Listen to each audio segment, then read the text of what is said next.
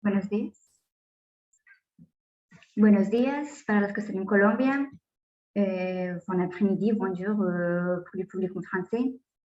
Les agradecemos su presencia en este webinar organizado por la Asociación de Juristas Franco-Colombianos y la Academia Colombiana de Derecho Internacional con el apoyo de la Universidad Externado de Colombia. Je me permets d'abord de faire un propos introductif. Primero les daré unas palabras de introducción para explicarles cómo se va a realizar la traducción. Et donc, l'idée, c'est de vous montrer à travers cette slide la façon comment nous allons procéder à effectuer la traduction simultanée. Donc, vous pouvez l'observer le slide. Il suffit de cliquer en bas. Como pueden observar en el slide, solo se necesita hacer clic en el pequeño mundo que sale abajo para poder escoger el idioma en el que desean escuchar la traducción simultánea.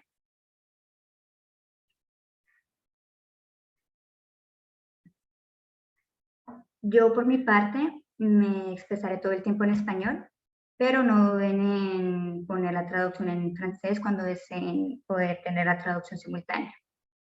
El webinar comienza con unas palabras de bienvenida a cargo de Manuel Bosque, el director de la asociación, presidente de la Asociación de Juristas Franco-Colombianos, y Víctor Manuel Bernal, uno de los copresidentes de la Academia Colombiana de Derecho Internacional.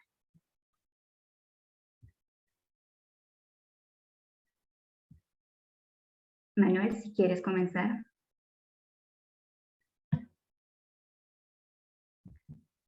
Je pense que tu as une mute. Vous m'entendez? Je suis très heureux d'ouvrir ce second volet des cycles de conférences sur la transition énergétique et je suis particulièrement heureux que nous ayons pu concevoir ce cycle avec nos amis de l'Académie colombienne de droit international, l'ACOLDI. C'est un travail en commun et qui m'apparaît particulièrement intéressant et réussi. Je suis aussi extrêmement heureux parce que je tiens à remercier l'Université Externado de Colombie pour son soutien. Je salue par ses représentants la faculté de droit et sa doyenne, mon amie Adriana Zapata, qui ont permis que ce colloque se tienne aujourd'hui. Et donc, c'est vraiment un événement très, très important. Merci à vous tous.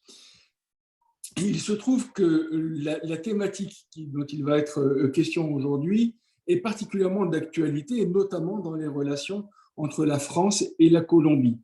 Il y a quelques jours, le ministre français du commerce extérieur, M. Franck Riester, était en visite officielle en Colombie. Et le ministre français a exprimé le vœu du gouvernement français de soutenir et de s'engager à accompagner la Colombie dans ses efforts de transition énergétique. Et j'ai pu voir dans la presse que le ministre français, donc M. Riester, et le ministre colombien des Mines et de l'Énergie, M. Diego Mesa, sont parvenus à la signature d'une déclaration commune sur l'hydrogène vert. Et donc, cette démarche dans laquelle nos deux pays s'engagent en commun est une très belle illustration de l'actualité de ce dont il va être question aujourd'hui. Nous avons 3 conférences. La première a déjà eu lieu, c'était le 19 octobre sur la transition énergétique dans le cadre du développement durable. Et le prochain colloque, auquel j'invite le plus grand nombre à participer, aura lieu le 15 février sur le contentieux international de la transition énergétique. En réalité, la volonté qui a été celle des membres de ACOLDI et de l'Association des juristes franco-colombiens, la volonté a été d'examiner ce sujet d'actualité de la transition énergétique dans le prisme, à travers par le regard du droit international. Et c'est vraiment extrêmement intéressant. Alors, je vais clore ces quelques mots de bienvenue très simples en félicitant les organisateurs, Daniela Pineda, Daniel Rojas, en félicitant les participants, que ce soit Monica Jiménez, que j'ai le plaisir d'accueillir, Mélissa, qui a consacré beaucoup d'énergie à l'organisation, Sergio Diaz, et j'espère que je n'oublie personne, Daniela, qui est une fidèle de l'association depuis si longtemps. Et je vais laisser la parole à Victor Manuel Bernal pour qu'il vous dise également quelques mots de bienvenue. Je vous souhaite une bonne conférence et j'espère surtout vous retrouver la prochaine fois, qu'on puisse continuer cette réflexion. Nous avons toujours la volonté, non pas de faire un événement isolé, mais de permettre un travail de réflexion qui se suive et qui nourrisse la réflexion juridique commune entre les Français et les Colombiens. Merci beaucoup à vous tous. Cher Manuel, bonjour. Merci beaucoup pour ces mots d'introduction. C'est un plaisir d'être ici en tant que président de l'Académie colombienne de droit international. Muchas gracias a la Asociación de Juristas Franco-Colombianos por esta amistad que ha surgido, amistad académica que ha surgido a través de la preparación de este coloquio dividido, como lo explicó Manuel, en 3 grandes eventos. Ya tuvimos el primero, este es el segundo y el próximo 15 de febrero tendremos el último.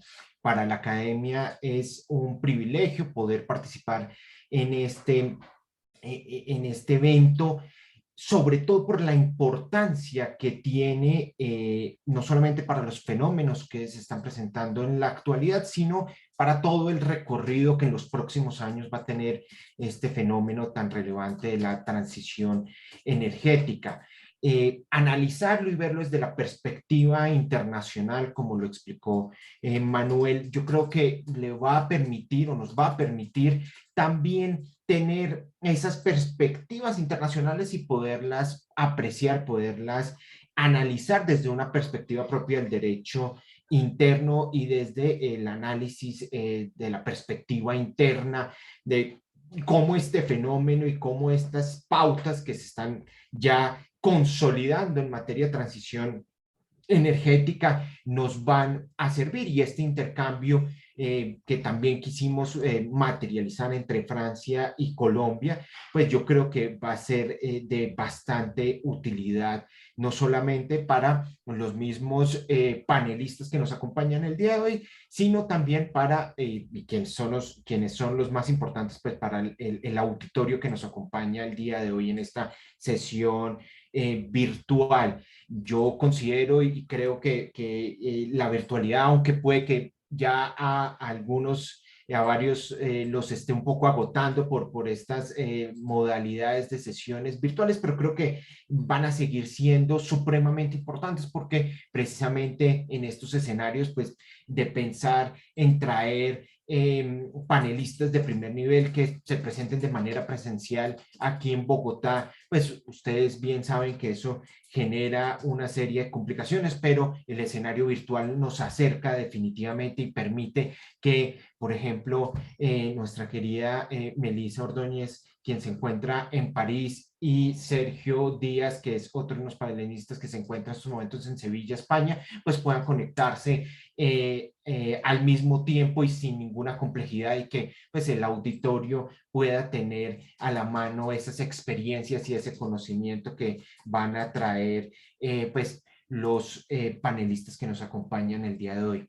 Reitero igualmente el agradecimiento a la Asociación de Juristas Franco-Colombianos, del cual también tengo la oportunidad de ser miembro, y un agradecimiento especial a la Universidad Externado de Colombia por toda su colaboración en el éxito de este evento. También agradecer pues a los miembros de los equipos de ambas asociaciones que ya fueron mencionados por Manuel, mi sincero agradecimiento, y con esto pues cerramos esta etapa de introducción y de mensajes de bienvenida, y pues me permito darle nuevamente la palabra a Daniela para que pueda continuar ya con la presentación del primer panel. Muchísimas gracias a todos. Espero que disfruten de este gran evento. Un feliz día. Muchas gracias, Víctor. Muchas gracias, Manuel. Efectivamente, como se anunció, la Academia Colombiana de Derecho Internacional y la Asociación de Juristas Franco-Colombianos tenemos la alegría y el orgullo de poder contar hoy con 3 panelistas de muy alto nivel, los cuales han tenido la experiencia, tanto profesional como académica, de tratar el tema de la transición energética. Nuestra primer panelista es Mónica Jiménez, quien es actualmente la Secretaria General de Ecopetrol, miembro de la Corte de Comercio Internacional, es abogada de la Universidad de los Andes, especialista en responsabilidad de la Universidad Externado de Colombia y máster en Ciencia y Desarrollo del London School of Economics. Mónica tendrá la oportunidad de hablarnos de su experiencia, de la experiencia de Ecopetrol en la transición energética. Una de las ponencias que personalmente tengo la alegría de poder escuchar porque es una de las que más espero, dado que no es un secreto hablar de cómo la transición energética permite precisamente la transición de las energías fósiles. Por lo tanto, poder tener la experiencia desde el punto de vista de Ecopetrol va a ser muy interesante tanto académicamente como profesionalmente. Te doy la palabra, Mónica, y muchas gracias por estar presente hoy. Bueno, primero que todo, un saludo a todos. Muchas gracias por la invitación. Me alegra además estar cooperando con el externado, ya que, como lo dijo Daniela, soy exalumna del externado y disfruté mucho mi tiempo ahí cuando estaba haciendo la especialización. Y pues también pues a todos los organizadores, muchas gracias. Pues voy a empezar a contarles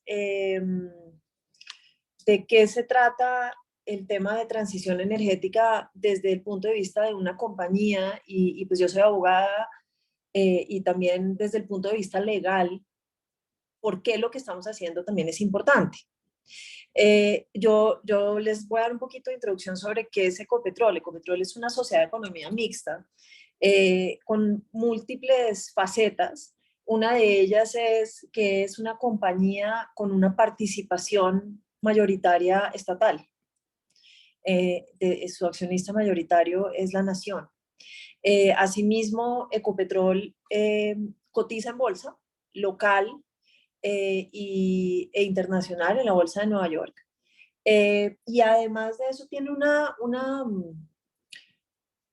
una legislación aplicable de derecho privado, pero también tiene algunos temas de derecho público. Entonces, como verán, tiene diferentes facetas y además de esto, ¿qué queremos en Ecopetrol? Queremos ser una compañía, un grupo de compañías competitiva a nivel nacional e internacional. Y las expectativas por ser una compañía que además tiene una participación estatal, pues son mucho más altas. Porque así como se dice en derechos humanos y en el marco de derechos humanos y empresa, pues nosotros lideramos con el ejemplo. Y esa es una responsabilidad no menor, que uno podría decir lo tienen todas las compañías, pero en el caso de una participación estatal mayoritaria es más evidente y las expectativas son muchísimo más claras de lo que se espera desde los grupos de interés. Entonces, habiendo entendido, digamos, en dónde se para Ecopetrol en todo este tema, digamos, legal y societario y sus facetas corporativas, también es importante señalar que Ecopetrol es una compañía que es accionista en otros grupos, en otras compañías. Y a todas estas compañías, a ese grupo le llamamos el Grupo Ecopetrol. Y esto es muy importante, porque parte de ser ese Grupo Ecopetrol es parte de la estrategia que tenemos hoy en día en ejecución. ¿En qué consiste nuestra estrategia? Nuestra estrategia, primero que todo, no es una estrategia que se queda corta del resto de las compañías. Es una estrategia que está mandando guía y lineamientos a las compañías donde tenemos alguna clase de participación. Y esto es muy importante, porque quiere decir que el estándar se sube aún más respecto a cómo debe actuar un grupo de compañías en cuanto a temas de responsabilidad corporativa. ¿Cómo entendemos nosotros responsabilidad corporativa en Ecopetrol? Lo entendemos como todo lo que es más allá de la utilidad. Es cuál es ese valor que también puede dar ser un buen ciudadano corporativo.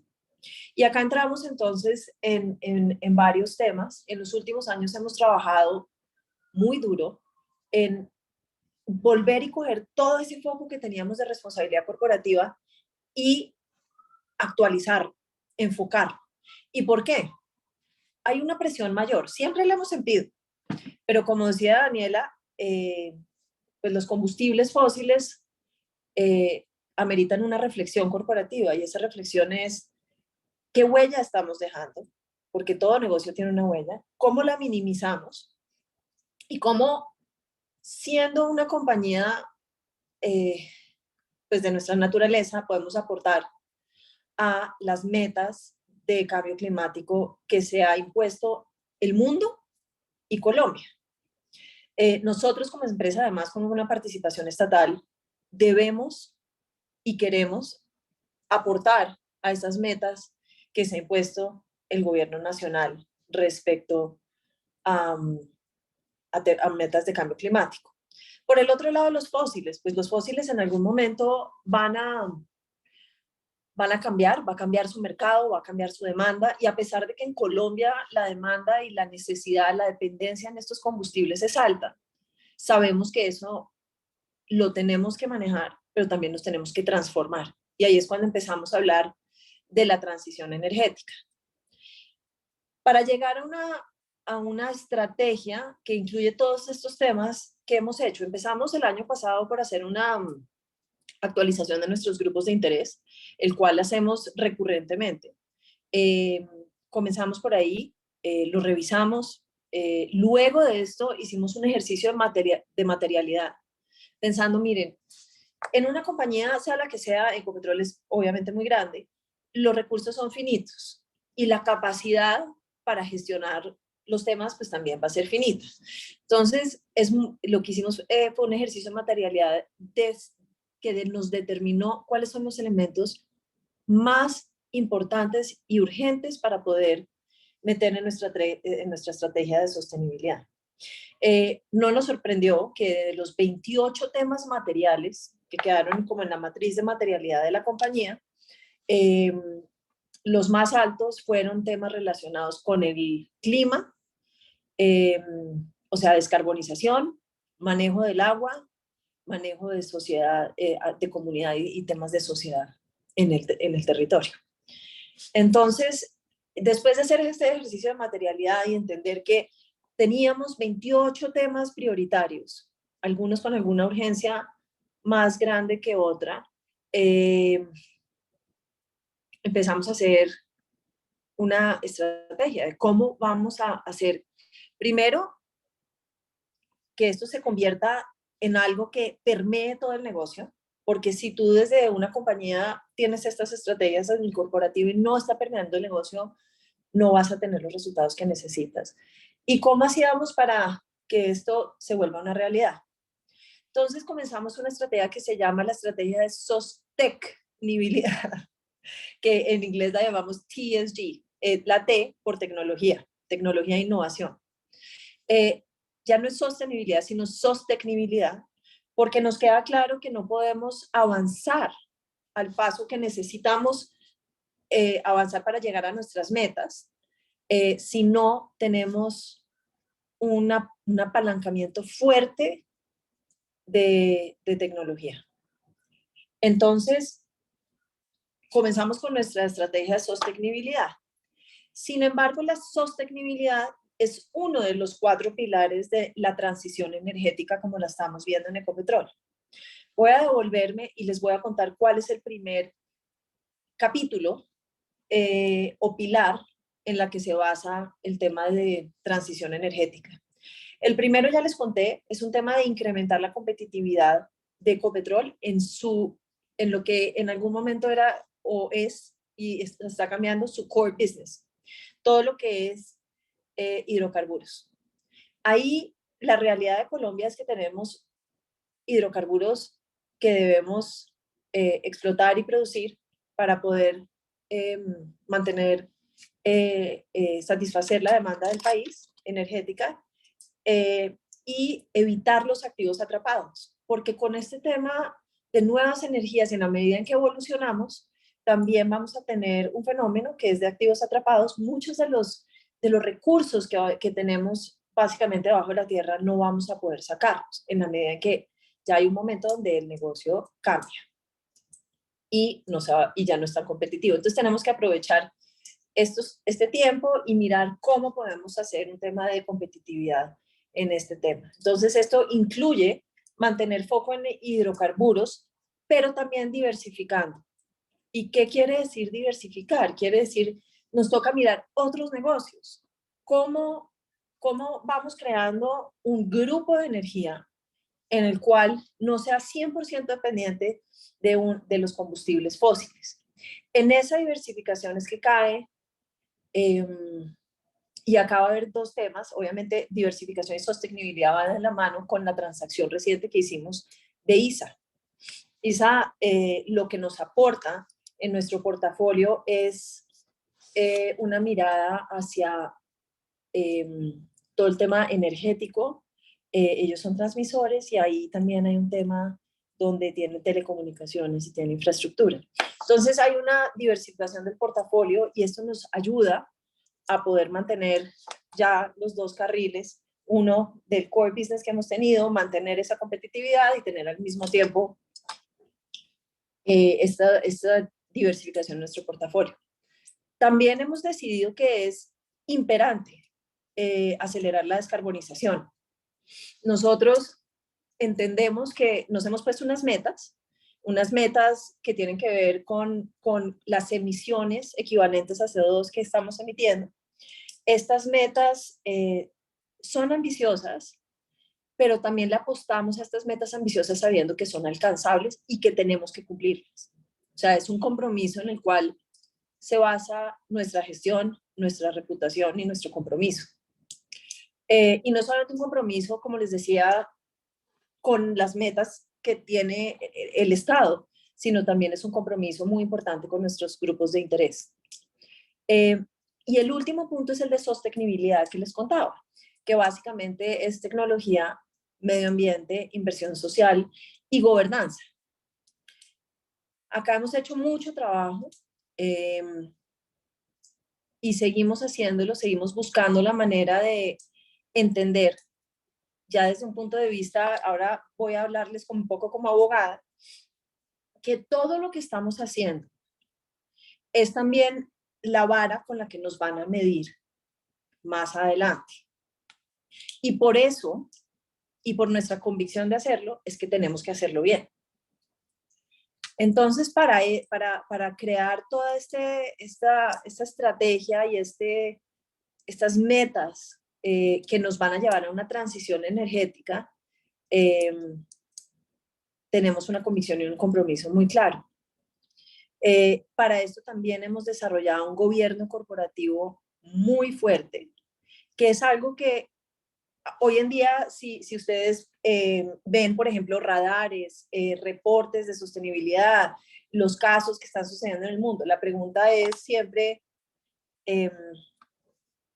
¿cuál es la medida, cuáles son los compromisos que están adquiriendo? ¿Cómo se van a manejar y cómo van a llegar a ellos y cuándo? Y también sabemos, y creo que desde un punto de vista legal, hemos observado, por ejemplo, en el arbitraje inversionista-Estado, que ha habido una senda en temas de derechos humanos los últimos, no sé, 20 años, que nos ha estado llamando la atención sobre, puede haber casos de inversión contra un Estado que pueden afectar a inversionistas y pueden afectar diferentes industrias si las cosas no se hacen bien. Hace 20 años estamos hablando de derechos humanos y yo creo que le debimos haber puesto, digamos, en la comunidad legal un poco más tal vez de relevancia o de importancia a ese tema. La buena noticia es que hoy en día, con la evolución de los casos de inversiones que tienen temas de derechos humanos y con lo que está sucediendo respecto a los casos que tienen que ver con cambio climático, es evidente que muchos de estos casos de cambio climático también van a estar enmarcados dentro de temas de derechos humanos, el derecho a la vida. Entonces, uno no puede obviar lo que le está diciendo la comunidad internacional, los casos internacionales. Y no solamente son temas de, digamos, de arbitraje internacional, sino también son temas que fueron muy evidentes en las asambleas generales de este año. Por ejemplo, ustedes habrán visto, y si no los invito a revisarlos, algunos de los casos que surgieron involucrando a Shell, a Chevron, BP, ExxonMobil. Ha habido bastante movimiento en las asambleas generales, por ejemplo, donde los accionistas le están exigiendo a las compañías que dentro de su estrategia sean muy claros en cuáles son sus metas respecto a cambio climático. Claro, yo les pongo ejemplos de la industria porque pues, es una industria que está bajo la mirada de todos, de la industria de hidrocarburos. Habrán visto el tema de la Corte de la Haya y la decisión que tenía que ver con un class action que puso una organización, Friends of the Earth, en contra de Shell. ¿Y qué estaban diciendo? Mira, la estrategia que tienes de descarbonización no es suficiente. Entonces, necesitamos que se revisen. Esa sentencia fue apelada y levanta un punto muy importante, que es qué dicen nuestros grupos de interés, por un lado, y la relevancia de estar oyéndolos siempre. Esto también muestra que se está trasladando un tema de los accionistas de las compañías. Cada vez los accionistas van a exigir de sus compañías que tengan en cuenta no solamente sus utilidades, sino también el valor que le dan a la sociedad como tal y cómo mitigan su huella. Pero al mismo tiempo, yo les decía al principio que las inversiones, digamos, los recursos son finitos. Entonces acá viene un tema donde las compañías se ven en una tensión muy importante, que es donde también uno como abogado tiene que estar seguro de que se está buscando y se está encontrando un justo medio. Esta tensión está guiada por un tema donde tienes que estar cooperando en la transición energética para sobrevivir en el mundo empresarial. Eso es evidente. Pero por el otro lado tienes que seguir manejando y teniendo los recursos para poder manejar esta inversión que tienes que hacer para poder estar en la parte, en el cutting edge de todo lo que es transición energética. Y esto tal vez es más fácil para una empresa grande que tiene recursos, que puede tener una estrategia como la que nosotros hemos armado. Pero la pregunta también es, y lo que sale, digamos, de nuestra experiencia, yo me lo pregunto muchas veces, nosotros lideramos con el ejemplo de Ecopetrol, pero ¿en dónde están también las compañías medianas? Las compañías que tienen que hacer un ejercicio de materialidad para asegurarse que pueden balancear, seguir dando utilidades al mismo tiempo que están invirtiendo en que su compañía de verdad tenga un compromiso para transformarse y poder aportar a todos estos temas de cambio climático, de transición energética. Entonces ahí es donde yo creo que como abogados y como esta comunidad tenemos una tarea importante. Tenemos una tarea de ayudar a las empresas a priorizar, a entender cómo hacer estrategias que son viables, pero que también desde un punto de vista de metas y de cómo fondearlas. Entonces, pues volviendo digamos, a nuestra experiencia, ayer o antier me preguntaban, pero ustedes, ¿por qué hacen esto? Entonces yo ya les di una de las claves de por qué lo hacemos, pues porque hemos hecho una reflexión y sabemos para dónde va el tema de combustibles fósiles, porque sabemos que hay un problema en el planeta de cambio, de temas de cambio climático y tenemos que aportar a eso. El otro que les conté es los grupos de interés. Y el grupo de interés tal vez más importante, pues no es más importante, por el que uno empieza, es el interno. Nadie en su carrera, yo creo, quisiera, o por lo menos yo, trabajar en una empresa que no esté comprometida con este cambio. Y claro, cuando uno está en una empresa que trabaja en minería o que trabaja en hidrocarburos, pues la apuesta es todavía más alta, porque sabemos que son industrias pues que dejan una huella y que toca buscar cómo minimizarla, y esto es un trabajo grande, es un trabajo nuevo y es un trabajo grande y es importante. Pero también a nivel externo estamos viendo que es importante medirnos. Y nosotros no somos los únicos que nos estamos midiendo, nos están midiendo constantemente. Y acá es cuando todos estos radares internacionales ayudan mucho, porque nos hacen reflexionar. Entonces, nos hacen reflexionar cómo vamos en comparación con otras empresas. Nos hacen compararnos. Entonces, una idea que tal vez no se nos ha ocurrido a nosotros, la está haciendo otra compañía, y es una buena idea. Entonces, uno va buscando la manera porque además esto necesita creatividad y compromiso. Y esa comparación constante, esos ratings constantes, no son solamente reputación, son algo que nos lleva a la reflexión y que es supremamente importante. Antes de acabar, dos temas. El primero es, hoy en día uno de lo que también nos está jalonando mucho es la pregunta de cómo se manejan las empresas y cómo se maneja la toma de decisiones respecto a temas de cambio climático.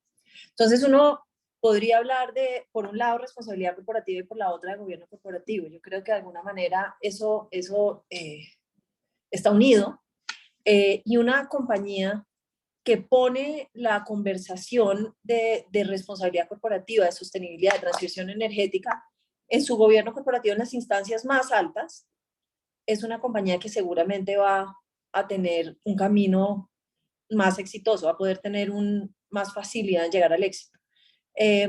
Un ejemplo de esto es, por ejemplo, es en Ecopetrol. ¿Qué hicimos? Al ver que la tecnología en realidad era un habilitador, una parte central de la sostenibilidad, creamos hace 2 años un comité que se llama un Comité de Tecnología e Innovación, y es un comité de apoyo a la Junta. Entonces ahí es donde tenemos unas conversaciones muy importantes respecto a este tema. Tenemos un comité de Junta también que se llama el Comité de Sostenibilidad y de Gobierno Corporativo. Entonces, las conversaciones sobre estos temas no están en la estructura corporativa, en la toma de decisiones corporativa, en unos niveles donde no tienen visibilidad. Todo lo contrario. Lo que hemos hecho es subir la visibilidad del tema, no asustarnos por el tema y buscar, bueno, también con la ayuda del Comité de Riesgos, de Auditoría y Riesgos, un trabajo conjunto como una maquinaria dentro de la empresa y al más alto nivel de la Junta, una conversación muy, muy proactiva, cruda y relevante para mirar cómo vamos abordando los temas difíciles que existen hoy en día y que no podemos ignorar. Un ejemplo de esto fue, por ejemplo, el tema de la pandemia. Ese acompañamiento que uno necesita en un tema de crisis, de algo tan importante como la vida, como la salud, debe darse al más alto nivel. Durante la pandemia nosotros tuvimos, por ejemplo, juntas extraordinarias, una semanal, para que en un diálogo entre la Junta y los directores, la Junta, perdón, y la administración, pudiéramos navegar una situación difícil juntos. Y eso también es lo que estamos haciendo con temas de la estrategia de sostenibilidad y la estrategia de transición energética, que es más amplia. Entonces, digamos, de nuevo, desde un punto de vista legal, hay muchos riesgos en no hacer esto. en no enfrentar las realidades que existen hoy en día en nuestro mundo. Hay riesgos de no actuar rápidamente porque uno se puede volver obsoleto o porque simplemente no te vuelves viable en la medida en que las empresas son un actor muy importante en la sociedad y la sociedad las está siguiendo y las está mirando qué están haciendo. Yo diría que a nivel ya legal, específico, práctico, esto también se puede ver como una medicina legal preventiva. En la medida en que uno tenga una estrategia clara, tenga metas que cumple y muestre que su compañía crea valor, no solamente a través de las utilidades, sino también del valor que le da a sus grupos de interés, está muchísimo más blindada de un posible litigio o un arbitraje que pueda llegar a afectar a la empresa. Entonces, creo que esos son como, pues, el mundo de lo que estamos haciendo en este momento de Ecopetrol, el por qué lo estamos haciendo y por qué también creemos que es una apuesta que definitivamente vale la pena y hay que hacer. Entonces, pues voy a dejar ahí para preguntas porque creo que ya también se me está acabando el tiempo. Gracias. Muchas gracias, Mónica. Me parece muy interesante que iniciaste tu intervención invocando también el tema sobre derechos humanos y empresas.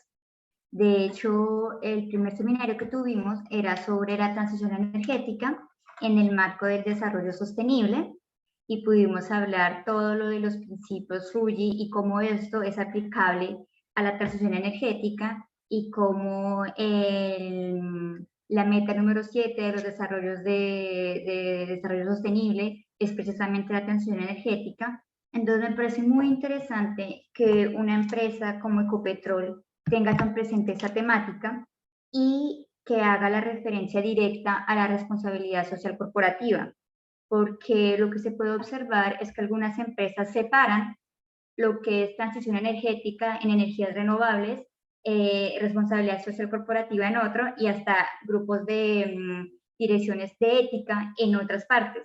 Entonces me parece que el hecho de poder tener una gobernanza unida, teniendo los 3 pilares y Ecopetrol que tiene 4 para desarrollar esta idea, me parece que es algo muy prometedor y que puede servir como inspiración a otras empresas.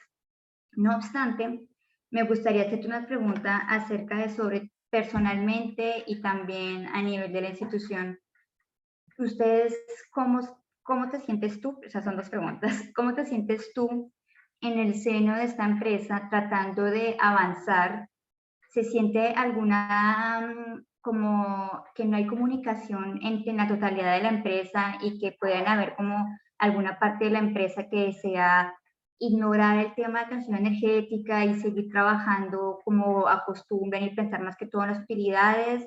Y para ti es complejo venir a convencerlos de la importancia y hablar de los riesgos y hablar de todo lo que pasa internacionalmente, o es más bien todos invocando todos hacia un mismo camino, conduciendo hacia una misma meta en común? Entonces, una de las primeras, digamos, sí, es como el tema de derechos humanos y nosotros los abogados que hemos trabajado en derechos humanos, siempre, digamos, uno de los miedos más grandes es que no nos pongan atención porque creen todavía o algunos se quedan en esa concepción de que los derechos humanos eran un tema de Estado y demandantes y que las empresas no tenían nada que ver. Yo creo que hemos superado eso y lo hemos superado por varias razones. Primero porque cuando tú estás en una empresa y te das cuenta que hay unos riesgos que tienes que enfrentar, pues muchas veces en estos riesgos vas a ver temas de cambio climático y derechos humanos. Y también la pregunta te va a llevar a decir, bueno, y entonces, ¿cómo voy a hacer yo irme con este discurso a la compañía y de pronto nadie me oye? O se vuelve una conversación del corporativo y las personas que están en el negocio te van a decir, oye, déjame producir que de verdad necesitamos sacar utilidades porque si no, no vamos a sobrevivir. ¿Cómo eso no ha pasado en Ecopetrol? Y te voy a explicar por qué no ha pasado. Porque hemos tenido conversaciones crudas y abiertas a todos los niveles. porque los trabajadores de Ecopetrol les hemos explicado de manera clara que el negocio de hidrocarburos es supremamente importante, pero que se está transformando y que tenemos unos riesgos altísimos como los que les conté de los activos atrapados, que tenemos que buscar competitividad en nuestro negocio para poder, pues porque el país de alguna manera también depende de nosotros en este momento. Pero también les hemos explicado que los tiempos cambian y que tenemos que seguir haciendo las cosas bien para seguir manteniendo la credibilidad. Entonces, pues eso suena todo muy bonito, pero la pregunta es cómo lo hemos hecho que eso se meta en el negocio y que no solamente esté en la mente de algunos. Lo primero es, nosotros tenemos procesos, entonces hagan de cuenta, por un ejemplo práctico, el proceso de exploración o el proceso de producción, o en esos procesos donde te dicen a ti, oye, tu actividad la tienes que llevar a cabo de esta manera, ahí es donde tú incluyes temas de sostenibilidad. Entonces, por ejemplo, si tú vas a llevar una inversión a un comité fantástico que tenemos de inversiones interno en Ecopetrol, donde tú tienes que presentar cuál va a ser tu proyecto y tu inversión, defenderlo, contar qué es, de qué se trata, cómo, en dónde es todo este tema. Ahora, estos dueños del negocio tienen que venir y contarnos también cuántas emisiones van a tener ese proyecto. Si las emisiones son muy altas y eventualmente el negocio puede no ser atractivo porque se te encareció y eso no es negociable. Si hay un negocio que las emisiones no te están dando, son muy altas y no te está dando para que el negocio salga, pues no te van a aprobar la inversión. El otro tema es, por ejemplo, nosotros instituimos un precio sombra para mirar también cómo vas valorando las inversiones en la compañía. Y a eso, que es básicamente una carga por el tema también de descarbon, pues de la huella que dejas, también te cambia la dinámica de las inversiones. Porque ya las inversiones que no son sostenibles no se aprueban. Entonces, eso es muy importante. ¿Qué otra cosa es importante? Yo creo que con la pandemia nos ayudó mucho, irónicamente, porque en la pandemia todos entendimos que primero es la vida. Y ese es nuestro primer principio. Y en una empresa, digamos, en las empresas extractivas, el tema de HSE, Health, Safety and Environment, el tema de la salud es prioritario. Entonces, a todo nivel en la compañía, pero también en terreno, sabemos que lo primero es evitar que te electrocutes, evitar que tengas un accidente, y con la pandemia era evitar que tengas, pues que te dé COVID, y que tus compañeros tampoco tengan ese riesgo. Entonces, cuando tú hablas de primero la vida con esa seriedad, hablar de que las emisiones que se pueden llegar a causar en la operación son malas para tu salud y que además no es tanto un tema de cambio climático, sino de primero la vida, la conversación es más evidente. Y por último, otro ejemplo práctico, nosotros en Ecopetrol el año pasado teníamos alrededor de un 30, no me referencia en época, no me acuerdo si es 30 o 36% en el tablero balanceado de gestión, que es hagan de cuenta, nuestro tablero de resultados empresariales. Y hoy en día va a ser más del 50%. ¿Qué quiere decir eso?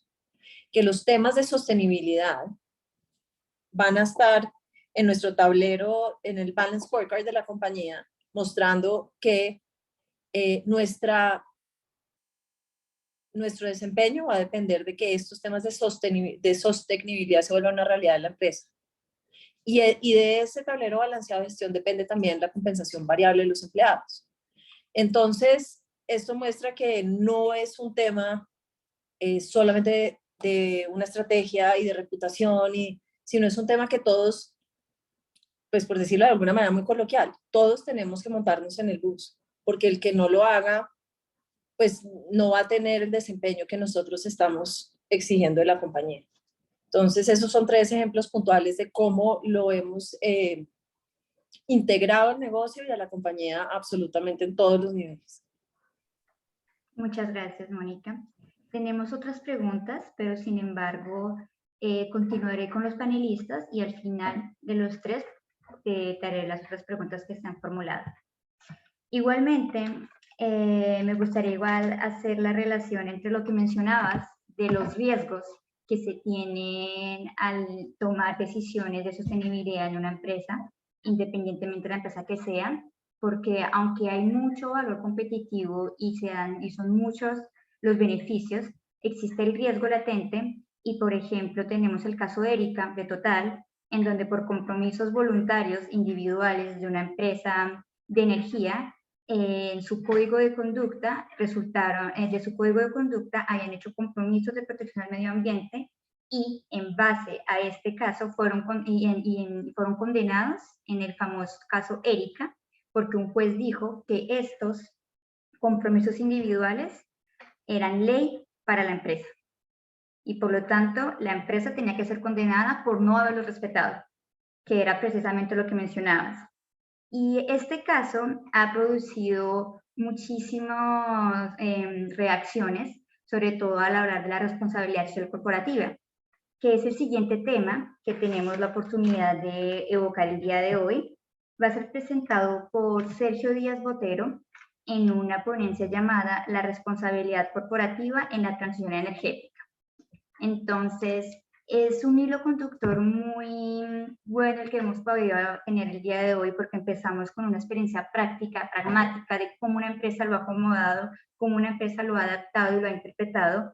Y en esta experiencia la empresa nos habló de responsabilidad social corporativa y de cómo internacionalmente se tiene esta influencia. Nuestra segunda ponencia es responsabilidad social corporativa y la tercera es la transición energética en los tratados de inversión internacional. Sergio Díaz Botero es abogado de la Universidad La Gran Colombia, especialista en Derecho Internacional del Rosario, estudiante de maestría en Derecho Internacional de la misma universidad, secretario general de la Asociación de la Academia Colombiana de Derecho Internacional. Tenemos el gusto de tenerte hoy para presentar la responsabilidad social corporativa. Tienes 15 minutos para presentarlo, luego te daremos algunas preguntas y al final de toda la conferencia podremos resolver el resto de las preguntas. Hola, buenas tardes, Daniela. Bueno, días allá en Colombia, tardes acá donde estoy. Muchísimas gracias a la Asociación de Juristas Franco-Colombianos, también a Ángela, a Daniela, a Víctor, que amablemente me invitaron, también a Manuel, que está acá y veo que está conectado también ahí prestando atención a la humilde disertación que traje el día de hoy. Bueno, esta temática yo creo que tiene muchas aristas y tiene tanto de largo como de ancho. Es decir, uno puede extraer cualquier cosa de los casos contenciosos y no contenciosos en materia energética, porque no solamente comprende un núcleo de responsabilidad atinente a las empresas, sino también en estos momentos está siendo vista desde el área de los derechos humanos, porque finalmente la energía es hoy en día un componente que hace parte de los derechos humanos de las personas, por cuanto ya son servicios públicos esenciales, ¿no? Como domiciliarios. Entre esas, por ejemplo, tenemos el gas natural, ¿no? Tenemos, por ejemplo, también que tiene una importancia geoestratégica, por otro lado, si lo queremos fragmentar así, en este caso con Rusia, en este caso también acá con Perú, que está abajo produciendo una cantidad enorme de gas natural y que está siendo en estos momentos explotado por Repsol. Pero en este momento yo vengo a traerles a ustedes una cuestión sencilla, y es la importancia de la transición energética en el derecho internacional, específicamente a la luz de dos casos: el caso del Erika, ¿no? Que es supremamente importante, la responsabilidad corporativa, del corporate compliance, que también ha traído con eso, con todo el tema de Erika, la responsabilidad civil extracontractual y en general todo lo que tiene que ver con el caso de Erika, el privilege, y también todo lo que tiene que ver con las líneas directrices de la OCDE en materia de empresas y derechos humanos, que también han sido, digamos, un referente importantísimo para todo lo que tiene que ver con la transición, la creación de la Agencia Internacional de Energía por parte de la OCDE en el 76, para condensar un poco lo que es la ponencia que tengo el día de hoy. Entonces voy a compartirles unas pequeñas diapositivas que sirven también como para darme una guía y no pasarme en tiempo, porque sí estoy tratando de ser muy respetuoso con los tiempos en mis ponencias. Entonces, como lo vemos acá, la transición energética en el derecho internacional, principios, respuestas, casos en derecho internacional, algunos básicos. Bueno, la definición de energía, digamos, esta es clara, esta está en varios diccionarios, incluyendo, por ejemplo, en la declaración para la constitución de la Agencia de Energía Internacional. y es básicamente la capacidad que tiene la materia de producir trabajo en forma de movimiento, luz y calor. Aquí ya vemos, por ejemplo, todo lo que tiene que ver con las energías renovables, que fueron derivadas precisamente de la necesidad que condensó la declaración Brundtland en materia de derecho sostenible, ¿no? Y que precisamente hablaba de cómo la energía tiene que ser un componente que se pueda renovar para las generaciones presentes sin acabar con los recursos para las generaciones venideras. Entonces, digamos, en ese trasegar, en el cambio normativo que ha tenido el derecho internacional, no solo el internacional, sino también el derecho municipal para poder adaptar todas estas problemáticas, se han visto, por ejemplo, nuevas perspectivas bajo las cuales se debe hablar de producción, ¿no? Entonces, ya no solamente la producción en sí misma per se, ¿no? Es decir, la producción ya no es que interese solamente por sí misma, sino cómo la producción puede afectar los conglomerados humanos. Y precisamente hacia allí tiene que ir la transición. Entonces, yo soy un poco crítico de eso porque a mí me parece que el derecho está muy antropocentrizado, es decir, está condensado en el ser humano, y no, por ejemplo, en otros seres, ¿no? En la naturaleza viva, en los animales no humanos, pero pues digamos eso es lo que tenemos en estos momentos y tenemos que acoplarnos a lo que tenemos. Entonces, la producción energética también tiene que respetar estándares en materia de derechos humanos y por eso están los principios RUGI en materia de empresas de derechos humanos. Recordemos que la energía tiene que ser explotada bien sea por una empresa estatal o por una empresa privada o por empresas mixtas, pero esta producción precisamente tiene que llevar algunos estándares de calidad en materia de derechos humanos y por eso mismo es que tienen esta perspectiva de los derechos RUGI y de los pilares fundamentales, los 37 principios RUGI y los 3 pilares fundamentales bajo los cuales John Ruggie adecúa todo este movimiento. Los efectos de la producción energética son 2 básicamente. Uno de ellos es la degradación de los medios que sirven para la obtención de la energía. Es decir, la energía por sí misma no es que se obtenga, tienen que haber unos procesos y eso es lo que yo estoy hablando en estos momentos, en el momento en el que decimos que para producir energía tiene que haber un tercer agente que interviene, ¿no? en este mismo proceso. Por lo general, cuando hablamos de la intervención de otros agentes, pueden ser por acción, omisión, incluso por hacer o no hacer algunas cuestiones. Tenemos el caso de Lérica, que precisamente, digamos, contempló por primera vez el hecho de que algunos terceros tienen que velar porque los instrumentos con los cuales se transporta la materia prima para la producción de energía tienen un grado de responsabilidad al momento de omitir información, ¿no? Y digamos de allí surge muchas cuestiones que van a ser llevadas, digamos que de forma un poco más paralela a la producción de energía en sí mismo, ¿no? Entonces, digamos, Erika fue creado en Japón, ¿no? El buque Erika fue creado en Japón, es un buque que tenía, o era un buque que tenía 25 años en el momento en el que naufragó, y que precisamente tenía solamente un casco de protección, ¿no? No como los 2 cascos que tenemos, incluso hasta 3 cascos que tienen, por ejemplo, los buques Panamax y Post-Panamax hoy en día. Y precisamente el hecho de que se omitiera la información, primero, del estado natural del buque, de cómo se encontraba, y segundo, de cómo Japón había creado o todavía mantenía esa cadena de producción de buques que tenían solo un casco de protección, pues iba a generar, digamos, un gran perjuicio en la naturaleza. Tenemos un libro de Hannah Arendt que nos habla precisamente sobre todo lo que tiene que ver en la intervención humana para los medios de producción en general. Y es que precisamente no solamente tenemos el caso de Lérica, sino también casos en los que se ve la mano de obra humana, digamos, vulnerada en el ejercicio de la obtención de un capital. Y es que la energía hoy en día es una forma de obtener capital. Si ustedes no me creen, vayan y revisen en Ucrania. Si ustedes no me creen, revisen, por ejemplo, en Gavčíkovo-na-Gimárovsk, que es esta represa que queda precisamente entre Eslovaquia y Hungría, y todo lo que tuvo que ver en materia de derechos humanos y trabajo, derechos laborales para las personas que estaban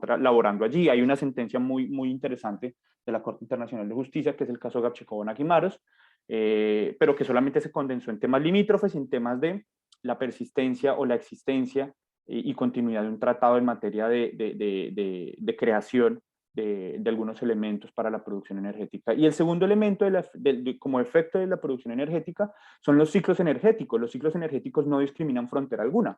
Por ejemplo, nosotros simplemente tenemos en cuenta que la energía es una sola y es la que vamos a utilizar, pero no tenemos en cuenta de que esa energía tiene un ciclo, ¿no? No solamente está la primera ley de la física, están las otras 9 adicionales, ¿no? Y es que la materia no se crea ni se destruye al igual que la energía, pero la energía tiene un ciclo específico y ese ciclo se tiene que respetar.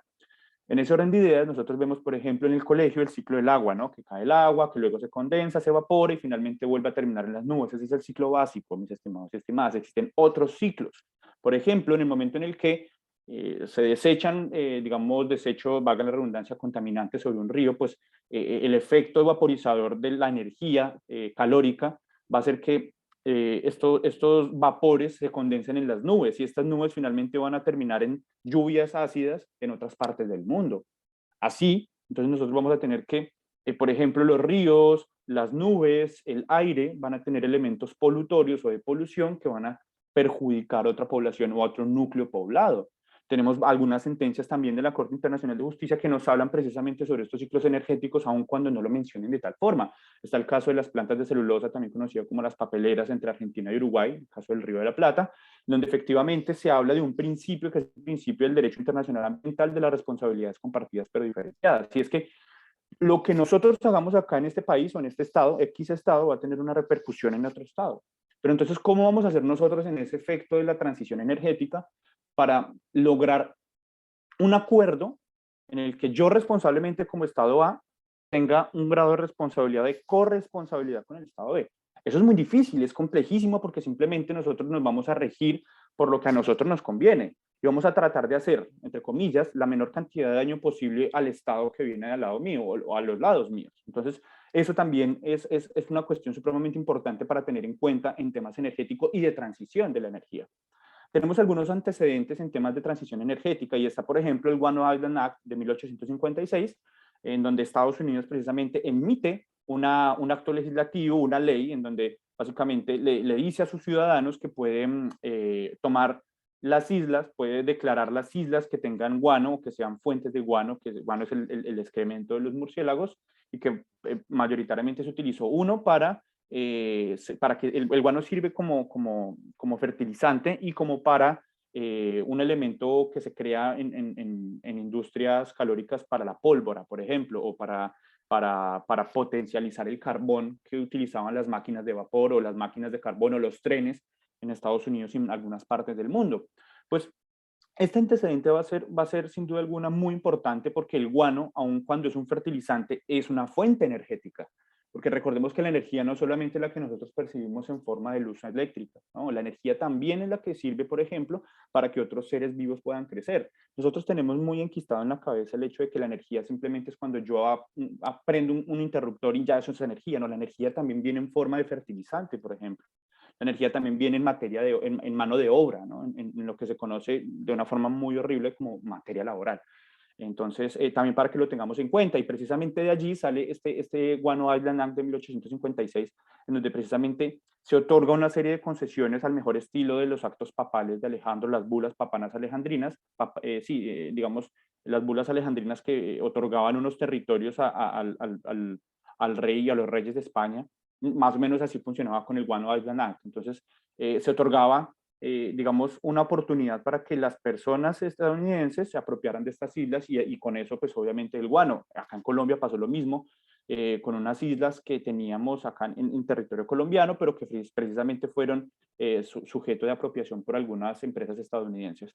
En segundo lugar, tenemos la Comunidad Europea del Acero y del Carbón, y aquí vamos a encontrar precisamente una visión del supranacionalismo, en donde vamos a encontrar nuevas creaciones del derecho internacional contemporáneo como los estados continente, ¿no? Entonces vamos a ver, por ejemplo, que de la Comunidad Europea del Carbón y el Acero va a surgir la Unión Europea con el Pacto de Lisboa, con el Tratado de Lisboa, y aquí ya, digamos, va a haber un decrecimiento de la soberanía, y como hay un decrecimiento de la soberanía, ya no vamos a tener precisamente una claridad sobre qué estado va a tener potestad energética sobre otro. Ya vamos a hablar de instituciones privadas o de empresas transnacionales que van a tener precisamente una potestad o un predominio sobre determinadas fuentes energéticas, ¿no? Tenemos, por ejemplo, el Repsol, tenemos, por ejemplo, Shell, tenemos, bueno, varias industrias de origen occidental, estadounidense o incluso europea, solamente condensándonos en las europeas como Repsol, como Renfe, incluso que si bien no es una empresa de transición energética, o de producción energética, es una empresa que transforma la energía, ¿no? Luego también tenemos los modelos de integración energética, y a todas estas, pues hay una cuestión muy interesante, y es que eso fue un gran problema en Europa. Acá todas las personas que vivimos en América tenemos que conseguirnos estos aparaticos que son los adaptadores. Y precisamente en Europa, en los años 2000, eso fue una problemática muy fuerte, y fue una problemática porque no sabían con qué modelos iban a quedar. Si con el modelo británico, con el modelo del United Kingdom, es básicamente con estas tres patas, precisamente porque las represas en Reino Unido tenían una producción similar a las que tenían otras partes de Europa, sí tenían un amperaje distinto, y ese amperaje podría precisamente echar a perder muchos electrodomésticos que estaban en la Europa continental. Entonces, finalmente se decidió, creo eso fue uno de los temas más controvertidos, incluso más que la puesta en circulación del euro, digamos, definir el modelo europeo que iba a tener precisamente los electrodomésticos y en general todas las conexiones y las tomas corriente, ¿no?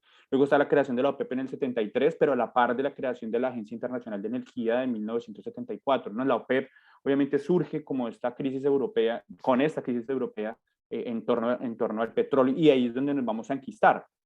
En estas crisis petroleras que surgen precisamente y que llevan al mundo como a tener unos nuevos modelos de producción energética, no solamente que se guiaran con el petróleo, ¿no? Y de allí surge una catástrofe ambiental grandísima, que es todo lo sucedido con Erika Total, con el buque Erika de la empresa Total, y que derivaría precisamente en algunos principios del derecho internacional privado, más que todo, y precisamente también del derecho internacional operacional, ¿no? Porque es que se tienen que derivar algunas operaciones, digamos, frente a catástrofes que no son de origen natural, que son de origen ambiental, que van a ser también, digamos, un punto de partida importantísimo, pero que van a ser solamente tenido en cuenta para el occidente, para esa parte del mundo que precisamente es el que genera la mayor cantidad de catástrofes, ¿no? No solamente acá Europa, también está, por ejemplo, Estados Unidos, ¿no? Y hay que ser realistas. El derecho ambiental ha sido generado y creado específicamente a raíz de las grandes catástrofes que han sucedido en Europa, pero acá ya estamos creando como esa nueva dinámica en torno a todo lo que tiene que ver con el ambiente, ¿no? Por ejemplo, tenemos la opinión consultiva 23, de la cual voy a hablar brevemente a continuación. Entonces tenemos el paquete Erika 1, 2 y 3, a raíz del caso Erika, tenemos el caso del Prestige, también tenemos, por ejemplo, todo lo que tiene que ver con las misiones que se crean en torno a los desastres ambientales a raíz de derrames petroleros, que se generan precisamente después del 2004. Es decir, entre el 99 y el 2004 hubo 3 paquetes legislativos en Francia y Europa que derivaron en lo que hoy en día se conoce como el paquete Erika, pero que ya fueron obsoletizados precisamente porque hubo que generar una red europea e incluso transeuropea para que las comunidades, como por ejemplo la de Mauritania, como por ejemplo las del África del Norte, pudiesen también blindarse frente a los desastres petroleros que sucediesen en el Mediterráneo. Ojo aquí, en el Mediterráneo. Pero ¿qué pasa con los desastres ambientales petrolíferos también que suceden en otras partes del mundo? ¿Es que solo importa lo que está en el Mediterráneo? ¿Es que solo importa lo que está en el África del Norte? Esas son cosas que tenemos que tener en cuenta, y aquí traigo precisamente esa pregunta, ¿no? ¿Por qué no sucede lo mismo con Perú en Megantoni, que es un distrito indígena que es uno de los más grandes del mundo, es el único en el mundo que tiene esas características, Megantoni? Allí hubo precisamente un derrame petrolífero inmenso sobre el río Mantaro, que es básicamente el nacimiento del río Amazonas. Repsol perfora precisamente un tubo petrolífero antiguo, y con esto pues se genera una crisis ambiental de tamañas proporciones similares a las de Erika, pero nadie se da cuenta de eso en el mundo. Nadie se dio cuenta de eso en el mundo. Entonces, ¿por qué no se creó algo similar al paquete Erika 1, 2 y 3 en Europa, acá en América? Digamos que precisamente se generó un lobby muy importante para que desde Megantoni no pusiesen tanto problema, se generaron un paquete de prebendas, de subvenciones por parte de Repsol y del gobierno peruano para que la comunidad de Megantoni aceptara lo que había pasado y se adecuara y fuese resiliente. En Colombia también tenemos algo similar con la Amazonía de La Guajira. Recordemos que acá también hubo una industria, digamos, muy interesante en temas, cuando digo interesante es también problemática, ¿no? Es el tema, por ejemplo, del casino, ¿no? Que lo que hace es deforestar la Amazonía colombiana para obtener, digamos, una transformación energética que sirva para el agro, específicamente las actividades agropecuarias, ¿no? Todo lo que tiene que ver con el ganado vacuno y el ganado porcino, que también es una cuestión energética. Obviamente la deforestación de la Amazonía es una cuestión que nadie quiere, nadie quiere, digamos, en el mundo, pero que tampoco quieren hablar de ella. ¿Qué pasó con el caso Casino, ¿no? Y digamos que esto ya se encuentra en conocimiento del CIADI, pero pues tenemos que esperar mucho tiempo, al menos entre unos 2 o 3 años, para que se alcance a definir algo, digamos, en materia de inversión extranjera y en materia del derecho en general. Luego tenemos la relevancia de la opinión consultiva número 23 de la Corte Interamericana de Derechos Humanos, y es algo muy interesante, y es qué pasa con el patrimonio común de la humanidad, la herencia común. El patrimonio común como tal solamente ha sido tocado por 2 instrumentos internacionales, que es la primera, la Convención de las Naciones Unidas sobre el Derecho Espacial, en donde se habla de que la luna es patrimonio común, es decir, que no puede ser sujeto de apropiación de absolutamente nadie, ni ningún Estado. Y en segundo lugar tenemos la CONVEMAR, donde también se habla de que los lechos marítimos y el alta mar son patrimonio común también de la humanidad, es decir, que tampoco pueden ser sujetos de apropiación. Pero entonces aquí es donde yo vengo a hacer esa pregunta. ¿Por qué no hablamos entonces también de que el ambiente es un sujeto común, es decir, es un patrimonio común? Y obviamente la razón más clara es que el ambiente como ser el sujeto primario del cual se extrae casi toda la energía, al menos la energía aprovechable para el ser humano en sociedad, pues es un sujeto, digamos, mercantilizable, es un sujeto que se mercantilizó. Más allá de las críticas que puedan surgir en torno a esto, pues eso es una problemática que debemos hacer evidente. Aquí están los paquetes, específicamente me voy a concentrar en el plan Erika 3, o en el paquete Erika 3 que surge en el año 2004. Es el plan Paul Marmer, que básicamente se da para el maritorio, lo que se conoce como el territorio marítimo, específicamente con el que se da en las 24 millas, perdón, sí, en las 12 millas náuticas que corresponden al mar territorial, y en las demás restantes que van hasta las 12 siguientes al mar territorial, es decir, la zona contigua. Y esto precisamente se activa para las intervenciones que se dan en tierra, perdón, el Paul Marmer es el que se da en tierra, y el perdón, aquí hubo una confusión, el plan Paul Marmer es el que se da para la tierra, y el plan Paul Marter es el que se da para... Me confundí, ya. Plan Paul Marmer es el que se da para el mar, y el plan Paul Marter es el que se da para la tierra. Entonces, aquí hay una cuestión muy interesante también, es que el plan Paul Marter, antes del año 2004, que es cuando básicamente entraría como en cuestionamiento, planteaba un financiamiento por parte de Francia, de Alemania, de Italia y de España, pero ese financiamiento solo iba hasta las costas de los estados que precisamente iban a financiar el plan. Pero ¿qué pasaba con las costas de Mauritania, con las costas marroquíes, con todos los demás estados que también se podían ver perjudicados por las manchas de polución que eran causadas precisamente en gracia, ¿no? o en beneficio de los estados que realizaban este transporte energético, como por ejemplo los hidrocarburos, ¿no? Y estas críticas también son supremamente importantes. Luego de esto, surge precisamente, se pone en cuestionamiento todo lo que tiene que ver con el plan Paul Marmer y el plan Paul Marter, y surge precisamente la directiva del 2009, y aquí hay una cuestión muy interesante que se lee en la directiva 2009 del 2028 de las comunidades europeas, y es el artículo 3 dice lo siguiente: a fin de alcanzar los objetivos establecidos en los apartados 1 y 2 del presente artículo, los Estados miembros podrán aplicar, entre otras, las siguientes medidas: asistencia de apoyo, en primer lugar, y en segundo lugar, mecanismos de cooperación entre distintos estados y con terceros países para alcanzar sus objetivos globales nacionales de conformidad con los artículos 5 al 11. Aquí hay una cuestión supremamente interesante, y es la palabra podrán. Cuando nosotros hablamos de podrán, no es que estén obligados. Entonces, si al Estado básicamente le da la gana, puede aportar o no al cumplimiento de este objetivo. Y ahí es donde encontramos una cuestión que tanto en derechos humanos como en derecho a la transición, como en derecho a un montón de cosas, se llama el margen de apreciación nacional, y es que sometemos al gobierno de turno, porque es básicamente el gobierno de turno, la decisión de si ayudamos o no, o la decisión que digamos, esté al alcance al menos de ese Estado. Entonces aquí ya no es una cuestión vinculante, sino una cuestión que se puede llamar o se puede denominar en derecho internacional como de soft law. Entonces eso también es para que lo tengamos en cuenta, la palabra podrán, y el margen de apreciación nacional. Luego tenemos el plan Orsec, que ya es un poco más operacional, como yo les había dicho, ¿no? Ya para terminar. El plan Orsec surge precisamente después de Erika Total y todo lo que tiene que ver con el plan MER y el plan ORC y el plan TER.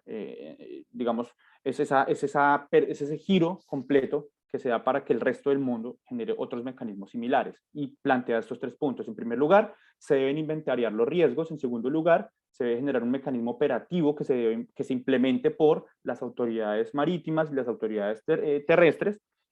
para revisar cuáles son las consecuencias en temas de seguridad, tanto personal como de salud pública y protección de la propiedad del medio ambiente.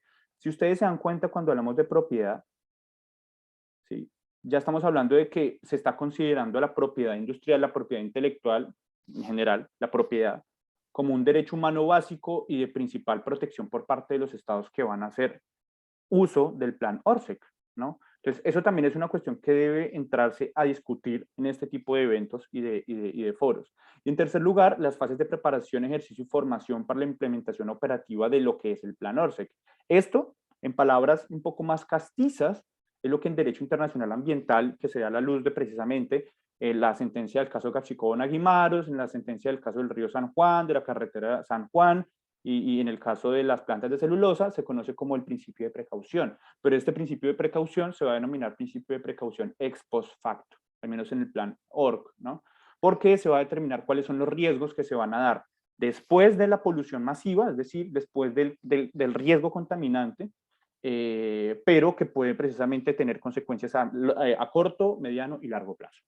Eso es todo. Básicamente, con todo lo que tuvo que ver con el ERICA total y con el privilege, se dieron cuenta que no solamente está el hecho generador, ¿no?, que es el naufragio como tal en sí, o en otras cuestiones que puedan también ser generadores de polución, sino de cómo vamos a implementar un plan que de forma casi que inmediata pueda mitigar el resto de riesgos que se puedan dar. Entonces, básicamente esa es mi ponencia. Espero les haya al menos generado preguntas, les haya generado cuestionamientos y sirva incluso para investigar un poco más sobre esta materia. Muchas gracias, Sergio. Gracias a ti, Daniela. Empezabas también tu ponencia hablando de cómo el derecho al medio ambiente debería ser considerado un derecho humano, y precisamente en nuestro primer foro pudimos dar cuenta de la resolución que el Consejo de Derechos Humanos de las Naciones Unidas publicó el 8 de octubre reconociendo el derecho al medio ambiente sano, limpio y durable como un derecho humano. Es igualmente interesante ver cómo el derecho internacional de los derechos humanos evolucionó de una parte y el derecho internacional del medio ambiente de otra parte. Y en los últimos años, estos dos mundos que evolucionaron paralelamente se han podido mezclar y hemos podido ver cómo es necesario que esta mezcla se realice.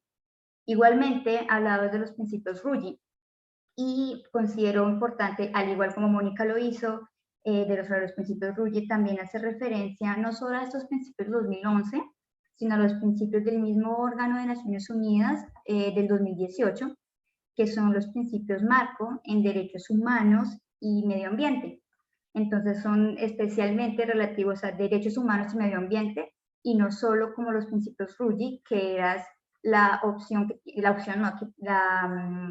que es la forma en que las empresas deben respetar los derechos humanos, los estados deben promoverlo y todos deben hacer una respectiva reparación. Una de las cosas que dijiste que llamó mi atención fue sobre el caso Casino. Mencionabas que algo sobre el CIADI. ¿Es algún caso que está ahorita? Sí. En estos momentos se está evaluando la posibilidad de llevar el caso Casino ante el CIADI.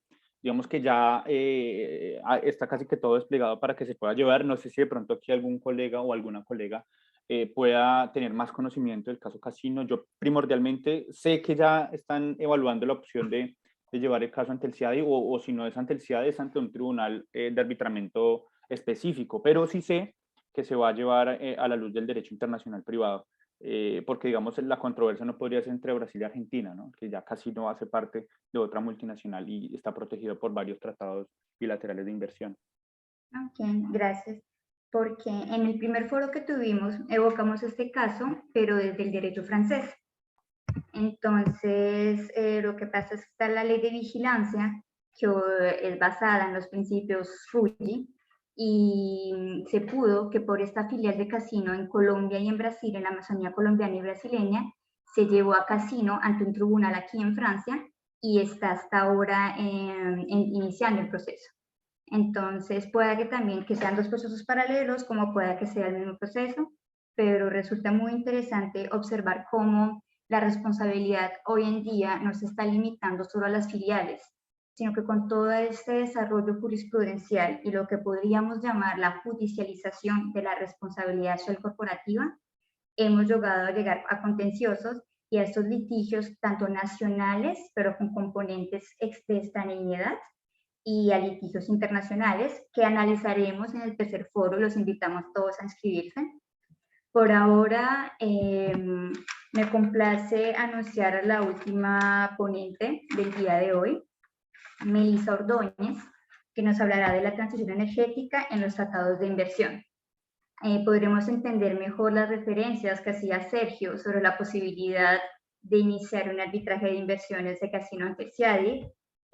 Supongo que Melissa nos hablará sobre todos los nuevos llamados Green Treaties o los tratados verdes que incluyen cláusulas de protección al medio ambiente, a los derechos humanos.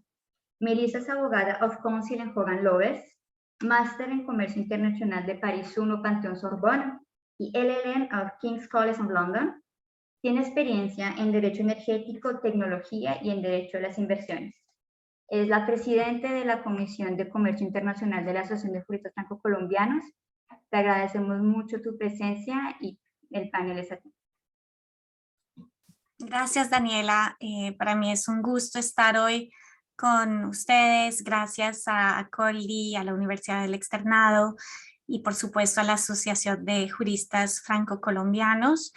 Sé que tenemos audiencia en Francia también, y como esta es también la Asociación de Juristas Franco-Colombianos, por lo tanto les propongo que también hablemos francés y por lo tanto haré la ponencia en francés.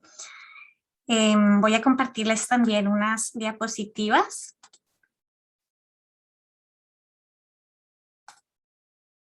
Espero que las vean. Daniela, ¿me puedes confirmar que se las ve? Sí, perfecto. Ok, perfecto. Donc, je vais vous présenter aujourd'hui la transition énergétique de la perspective des traités d'investissement. Alors, pourquoi se pose tout d'abord cette question? Bon, comme nous l'avons vu, la transition énergétique consiste à passer d'un modèle économique basé sur les énergies fossiles au profit d'énergies plus propres, des énergies renouvelables. Et cette transition implique non seulement des transformations profondes, et Monica les a évoquées durant sa présentation, mais elle implique également plusieurs intervenants, des intervenants étatiques, mais aussi des acteurs privés. Or, les traités d'investissement, par vocation, ils ont à s'appliquer au rapport entre des États et des investisseurs. Et donc surgit la question de savoir si ces traités d'investissement peuvent être un mécanisme efficace au soutien de la transition énergétique. Alors pour traiter cette question, je vous propose d'abord de parler un peu des limites des traités multilatéraux classiques, puis on pourra alors aborder l'apparition des questions environnementales dans les traités d'investissement. Et enfin, je vous propose de finir par les nouvelles tendances dans les traités d'investissement, et c'est ce que Daniela notamment se référait par les Green Investment Treaties. Alors, les limites des traités multilatéraux classiques. Il faut savoir que la préoccupation environnementale est apparue sur la scène internationale relativement tard, et notamment dans les rapports interétatiques. Donc, assez classiquement, avant même toute concrétisation d'un traité, la première étape a été des déclarations de principe, notamment la déclaration de Stockholm, qui a été élaborée dans le cadre de la conférence des Nations Unies sur l'environnement de Stockholm, et qui a été une des premières conférences majeures à aborder ce sujet.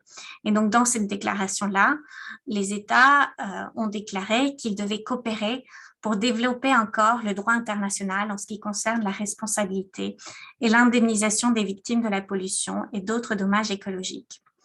Puis, en 1992, il y a eu une autre conférence majeure à Rio, et dans le cadre de laquelle les États ont adopté la Convention cadre des Nations Unies sur les changements climatiques. Et là, elles se sont fixées, les parties, l'objectif ultime de stabiliser les concentrations de gaz à effet de serre dans l'atmosphère.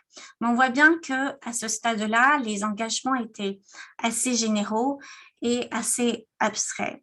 Et donc, par la suite, cette insuffisance a donné à des engagements un petit peu plus précis, notamment par le biais du protocole de Kyoto de 1997, par le biais duquel certains États se sont fixés des quotas d'émissions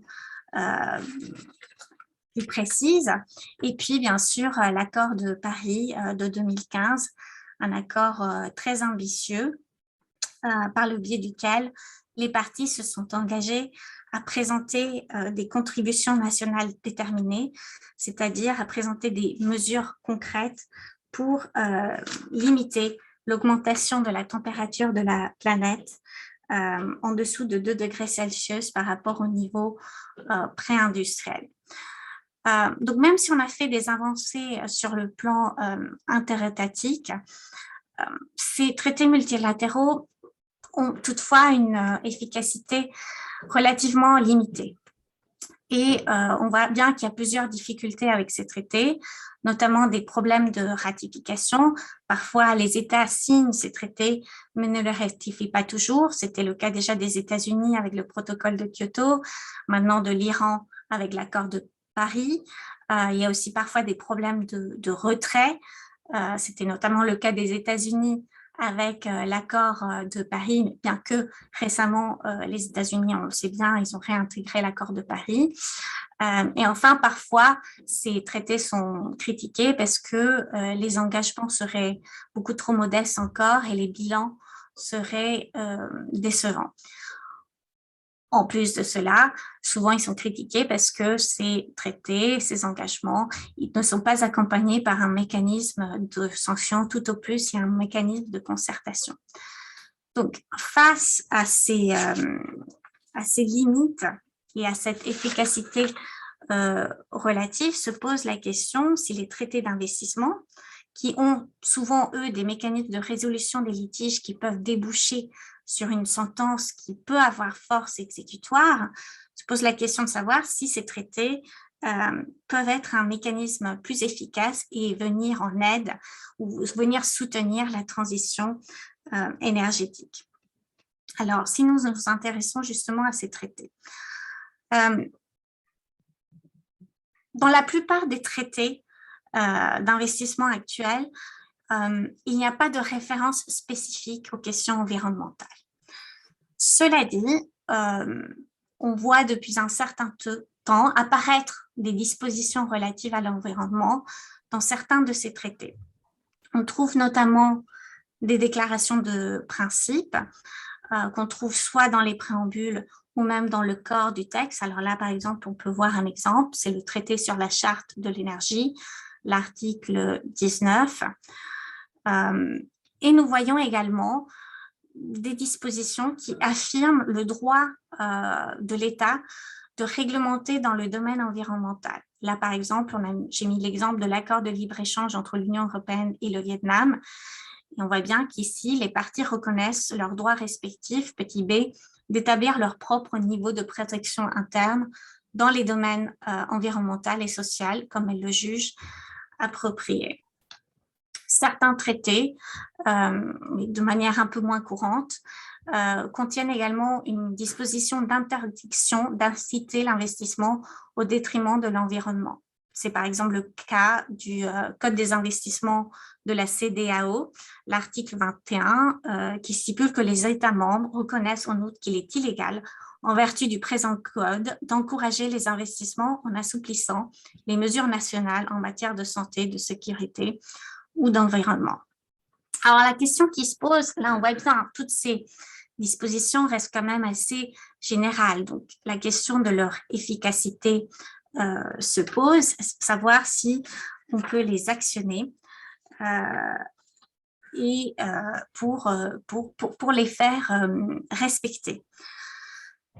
Et là encore, le constat est plutôt qu'ils ont une efficacité limitée et en tout cas dans les cas qui ont pu traiter de ces questions environnementales, on voit bien que souvent, il y a une certaine primauté qui est donnée aux obligations de l'État envers l'investisseur.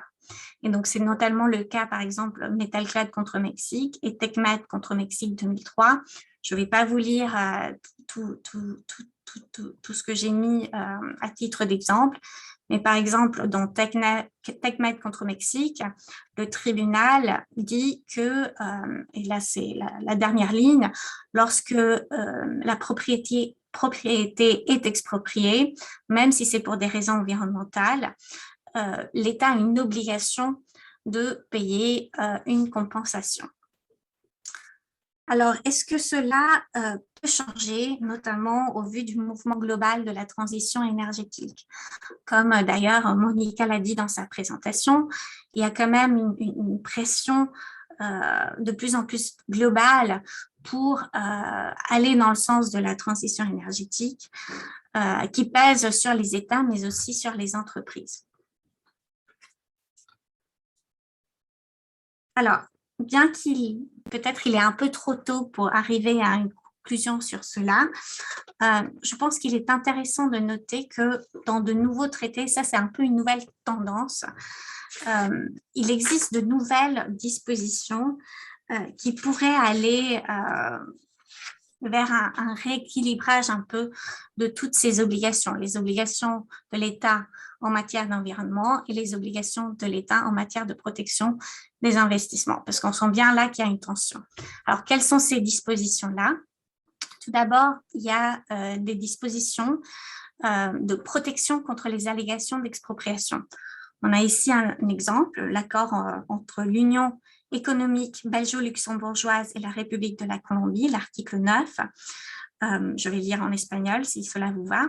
Salvo en circunstancias excepcionales, tales como cuando una medida o una serie de medidas son tan severas a la luz de su objetivo que no pueden ser razonablemente percibidas como adoptadas y aplicadas de buena fe, las medidas no discriminatorias de una parte, que son diseñadas y aplicadas por propósitos públicos o con objetivos tales como la salud pública, la seguridad y la protección del medio ambiente, no constituyen expropiación indirecta. Donc, je ne sais pas si vous vous souvenez de l'affaire justement TechMed contre Mexique. Cette disposition-là semble dire quelque chose d'autre. Elle semble dire que en matière d'environnement, lorsque des mesures sont prises et que ces mesures peuvent avoir un effet expropriatoire, cela ne sont pas donné lieu à compensation, à condition bien sûr que ces mesures soient de bonne foi. Une autre disposition intéressante, ce sont des traités d'investissement qui viennent mettre à la charge des investisseurs des obligations en matière d'environnement. Et cela est quelque chose de très novateur, car classiquement, les traités d'investissement visent notamment à attraire les investisseurs étrangers et par conséquent contiennent surtout des obligations à la charge des États pour protéger ces investissements. Et par contre, ils ne contiennent pas des obligations vis-à-vis des investisseurs, express dans tous les cas. Donc là, ici, on voit bien que ces traités sont novateurs parce qu'ils mettent à la charge des investisseurs des obligations, telles que le TBI entre le Maroc et le Nigeria, l'article 18, qui dispose que les investisseurs doivent opérer leur investissement d'une façon qu'elle ne soit pas contraire à des obligations environnementales. Et donc, cela pose la question, d'ailleurs, de savoir si, en vertu de ces dispositions-là, par exemple, un État pourrait faire une demande reconventionnelle contre un investisseur qui ne respecterait pas ses obligations environnementales. Et enfin, une autre disposition innovante, c'est la possibilité de réduire l'indemnisation due à l'investisseur en fonction de non-respect d'obligations, là encore environnementales, ou liées au respect des droits de l'homme.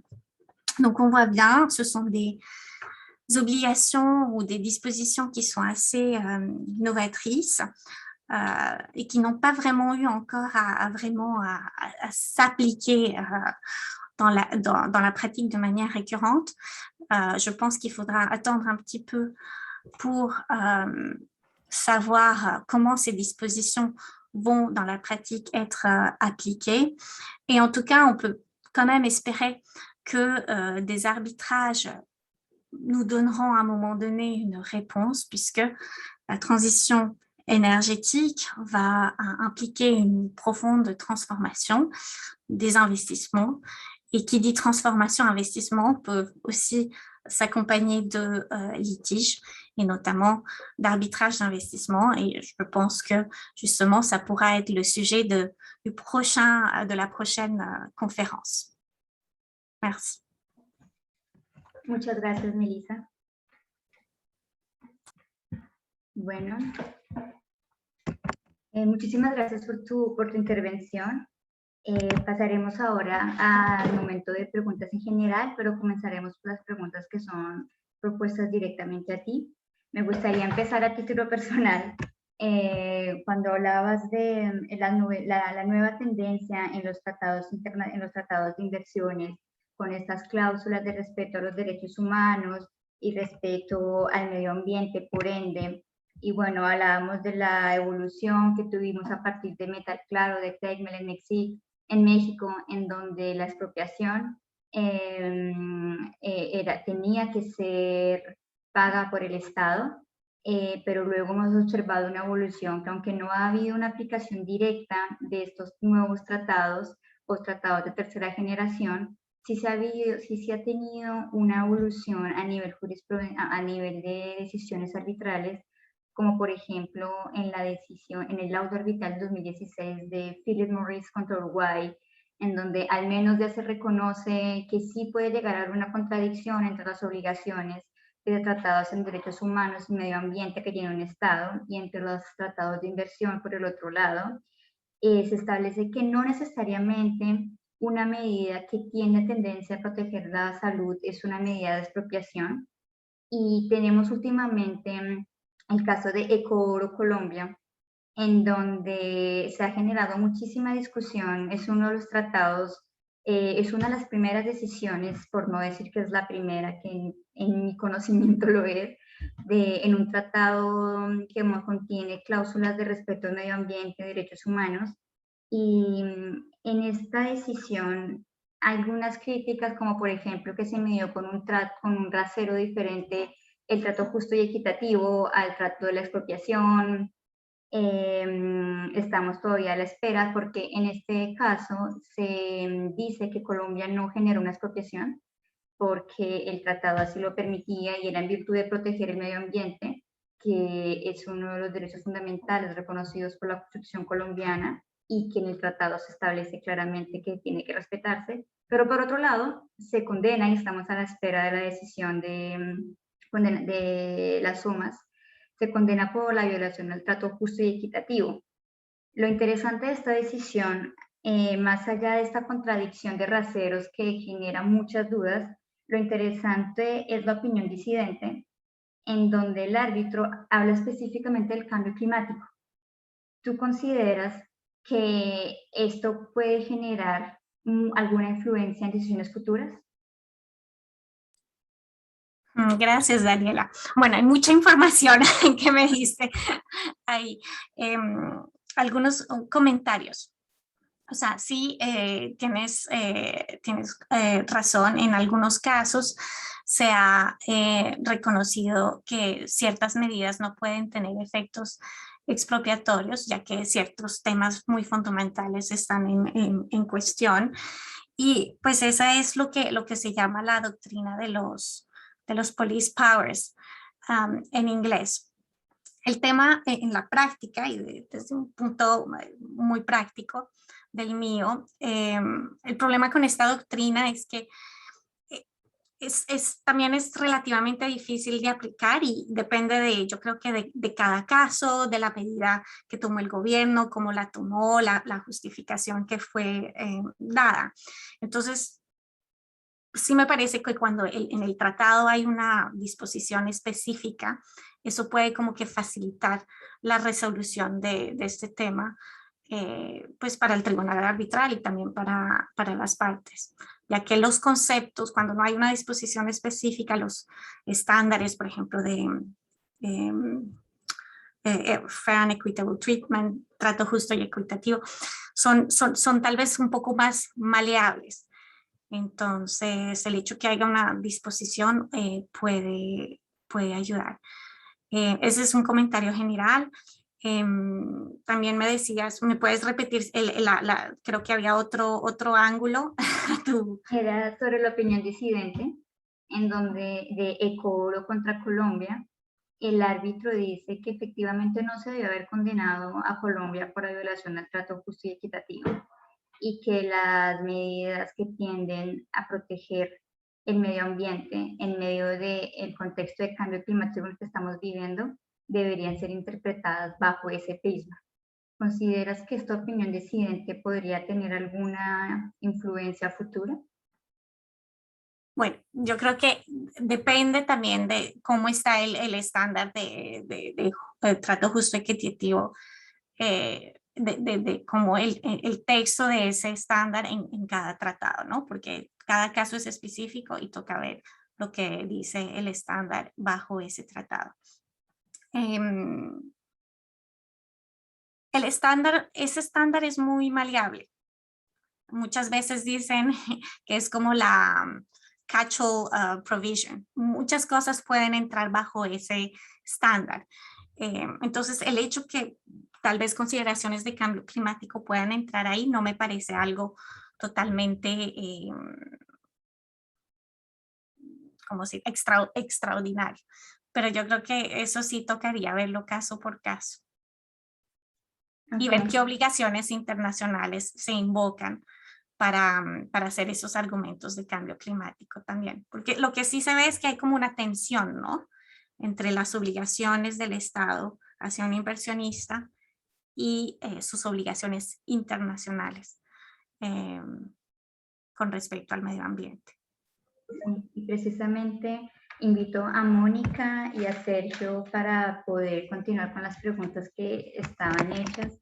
Con lo que terminabas de decir, Melissa, respecto a la protección de los derechos humanos y como Mónica lo evocaba al inicio, es muy difícil adaptarnos a las nuevas exigencias, tanto sociales como legales, del hecho de que la protección del medio ambiente y de los derechos humanos antes fuesen solo un tema del Estado, en cabeza del Estado, y que el Estado tenía que proteger por él, tenía que respetar esto y tenía que hacerlo respetar. Hoy en día no podemos ocultar que hemos dado un paso, que se ha avanzado y que sabemos que las empresas tienen una responsabilidad muy grande también en protección de los derechos humanos y del medio ambiente. Algunos autores hablan de esto como la compliance y como el término de que estas obligaciones fundamentales con objetivos monstruosos, con objetivos enormes, no pudiese estar solo en manos del Estado y que tuviese que pasarse a cabeza también de las empresas. Otras personas consideran que no sería compliance, porque la compliance es solo poder mirar si se cumplen con ciertos requisitos. Y hay un tercer movimiento que dice que, de hecho, la responsabilidad social corporativa es la forma en la que nació en el soft law, pero la compliance es esta responsabilidad social corporativa en hard law. Una de las preguntas que se hacían, que se hicieron de manera anónima a Mónica, era sobre si tienen algún plan para reducir la huella de la que hablabas. ¿Cómo minimiza Ecopetrol la huella, su huella? Sí, claro que sí. Tenemos un plan con unas metas establecidas. Estas metas están públicamente expresadas por la compañía en comunicados, no solamente información relevante ante pues, algo como las superintendencias de sus sociedades, sino también hasta todos nuestros grupos de interés. Y este es pues, parte de la seriedad de los compromisos que hemos hecho. Y la reducción, además de la huella, está incluyendo los alcances 1, 2 y 3. Alcance 1 siendo el que nosotros, porque nosotros somos responsables directamente, el alcance 2 de nuestros clientes y el alcance 3, lo que hacen los usuarios con nuestros productos. Lo cual es importante porque antes de comprometernos con estas metas, las estudiamos muy bien, asegurando que podíamos cumplirlas. ¿Y cómo se cumplen? Se cumplen, como ya les había contado antes, por medio también de tener tecnología para poder hacer como un avance rápido y contundente sobre el tema. En la medida que la tecnología avance rápidamente, vamos a ser más exitosos con el tema y podríamos hasta tener unas metas más altas. Entonces, por eso vuelvo y reitero, el tema de la tecnología e innovación es fundamental. Y la otra manera también es con temas de compensación, porque uno, para reducir la huella, puede hacerlo por dos maneras. Entonces, tú bajas la huella en los temas de emisiones en tu operación, o también puedes buscar otras maneras de compensación. Y también estamos trabajando en el tema de soluciones pues, nature-based solutions, soluciones basadas en la naturaleza.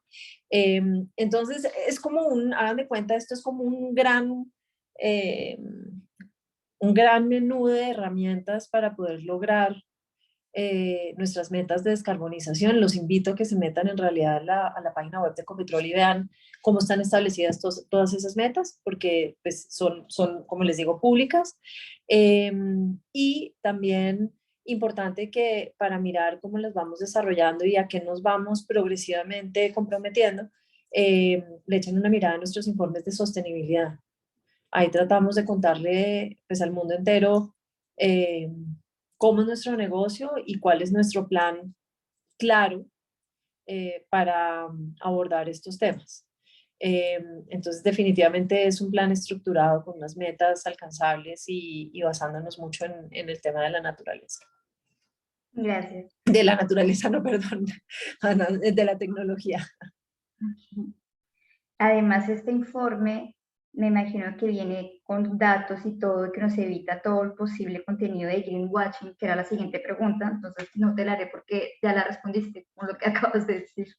Pero el tema ahí de greenwashing, por ejemplo, es algo que pues uno tiene que obviamente comprometerse a lo que se puede comprometer y dar resultados. Y para dar resultados toca medir. Entonces, si ustedes ven, por ejemplo, nosotros lo que dijimos es al 2030 como grupo de Ecopetrol, entonces vamos a bajar las emisiones en un 25% de lo que es alcance 1 y 2. Entonces, al 2030 lo que nosotros tenemos establecido es una hoja de ruta dentro de la cual permanentemente vamos midiendo cómo vamos en esa meta y vamos publicando. Eso es lo que evita el greenwashing, es una información muy transparente respecto a cómo estás haciendo las cosas. Entonces, por eso es que los invito a mirarlo, porque definitivamente el greenwashing se evita con una comunicación transparente a los grupos de interés, incluyendo lo que decías tú, Daniela, del informe de sostenibilidad. Muchas gracias. Ya leí las preguntas que estaban formuladas por parte del público. Me pregunto si alguno de los panelistas quisiera también hacer preguntas antes de pasar a las conclusiones. Ok. Igualmente, recuerdo que se pueden realizar preguntas en viva voz. Si alguno de los participantes desea hacerla, puede hacer clic en el icono de levantar la mano y se podrían hacer algunas preguntas. Por ahora, esperando alguna de esas preguntas, me gustaría agradecerles por su presencia. Me gustaría hacer algunas conclusiones respecto a la jornada que hemos tenido el día de hoy. Y es que iniciamos hablando de la experiencia de una empresa de base petrolera energética, Ecopetrol, es una empresa que tiene la mayoría de composición del Estado, es una empresa nacional, y cómo entonces esto genera una necesidad de avanzar más de lo que podría pensarse lo hace una empresa privada. Hablamos de la responsabilidad social corporativa, la transición energética en el derecho internacional y cómo todo esto también influía las decisiones que se tomaban en Ecopetrol como el ejemplo, pero que tenemos que proyectarlo a todas las empresas que están pasando por el mismo proceso hoy en día. Para poder finalmente hablar de todo el cambio en tratados internacionales, tanto en tratados Estado-Estado como en tratados de inversiones, y cómo la temática está presente en todo. Considero que el hilo conductor que tuvimos a través de la sostenibilidad de los derechos humanos que se habló tanto en el primer foro como hoy, tienen una relación preponderante en toda la temática de transición energética, y es como lo decía Sergio, por más de que en sí no se ha considerado un derecho a la transición energética, el hecho de tener un derecho al medio ambiente sano, limpio y durable, el hecho de que lo que decía Mónica, primero tiene que estar la vida, primero tienen que hacerse los riesgos internamente en la empresa, de seguridad con las personas que trabajan en la empresa, de seguridad y de medicina empresarial. También ahora el cambio es que las empresas no solo deben limitarse a estos riesgos internos, sino que la cartografía de riesgos empieza a hacerse externamente. Empieza a mirarse no desde el punto de vista de los riesgos a las empresas, sino el riesgo que nuestra actividad empresarial puede causar al mundo. Este es un cambio de paradigma muy importante el que estamos viviendo, porque hoy en día la cartografía de riesgos no debe hacerse solo en el riesgo a la utilidad empresarial. Y ya todas las opiniones de Friedman en el pasado, en el que la única utilidad de una empresa era reducir sus utilidades, está obsoleta. Hoy en día la utilidad social es la que cuenta. El mercado se está volviendo exigible, se está haciendo exigencias sociales mucho más profundas, tanto el mercado a nivel de clientes como las personas que buscan trabajar en una empresa con propósito, como a mano laboral que busca estar en una empresa que esté acorde a una transición energética y que en el sentido más puro de la lógica común nos dé vida, no nos la quite. Entonces es muy interesante observar cómo este cambio está ahora más social, más de el mapeo de riesgos es externo, cómo afectamos nosotros la naturaleza, cómo afectamos nosotros el medio ambiente y cómo lo vamos a compensar, como hablaba Mónica. Todo esto no está solo en exigencias sociales, no está solo en tratados teóricamente, sino que ya se está aplicando a litigios, pocos, pero hay litigios tanto internacionales como nacionales, como el evocado caso Casino, en el que es un caso de derecho nacional francés, pero con hechos en el extranjero, y es el tema al que los invito el 15 de febrero a discutir con nosotros. Hablaremos de los litigios en curso, tanto nacionales como internacionales, en torno a la transición energética. Esperamos que hayan disfrutado esta sesión, los invitamos a inscribirse y les deseamos unas buenas fiestas de fin de año. Gracias a todos. Muchas gracias.